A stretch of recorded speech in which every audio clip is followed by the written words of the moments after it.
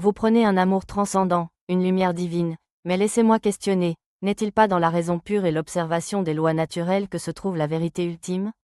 L'âme humaine doit se tourner vers l'étude minutieuse du cosmos, des éléments qui régissent l'univers.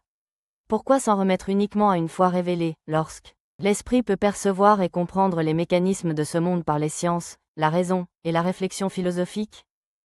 Margaret, je vous entends, et je ne méprise pas l'intellect humain ni son désir légitime de scruter l'univers. Mais il est une limite essentielle à la raison humaine, celle de ne pas pouvoir saisir l'invisible, l'inexprimable, ce qui demeure au-delà des lois naturelles. La vérité que vous recherchez dans la nature n'est que la lueur d'une vérité plus profonde. L'homme, dans son essence, est appelé à vivre non pas par l'esprit seul, mais par l'amour qui transcende les formulations rationnelles. Vous semblez vous tourner vers une dimension spirituelle, mais n'est-ce pas là une fuite de la réalité tangible? La nature n'est-elle pas, elle aussi, l'œuvre divine?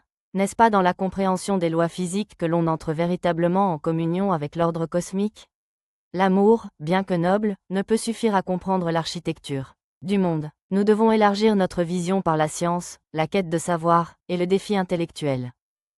Certes, la nature est l'œuvre de Dieu, et l'homme doit la contempler, la comprendre, et la respecter.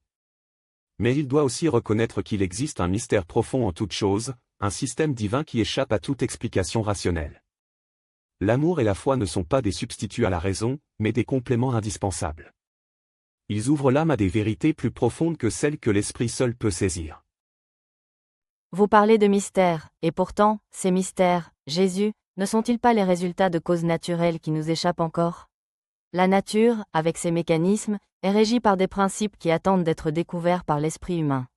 Votre vérité est admirable, mais elle ne doit pas fermer l'esprit aux lois naturelles qui régissent ce monde. L'esprit humain, par sa logique et ses outils, doit percer ces mystères, non se contenter d'une révélation extérieure.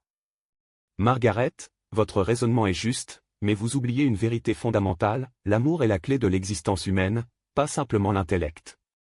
Celui qui cherche uniquement à comprendre la matière risque de perdre de vue ce qui donne sens à toute chose. Sans compassion, sans la capacité à aimer son prochain, la sagesse se réduit à une froide observation. Si la spiritualité nous enseigne l'harmonie et la paix, la science nous invite à une exploration active, à comprendre les lois cachées du monde. L'homme doit à la fois cultiver son esprit rationnel et son cœur, pour, par cette union, parvenir à une sagesse complète. Seul celui qui a un cœur ouvert à l'amour divin peut voir au-delà de la surface de la matière et atteindre les vérités profondes de l'existence.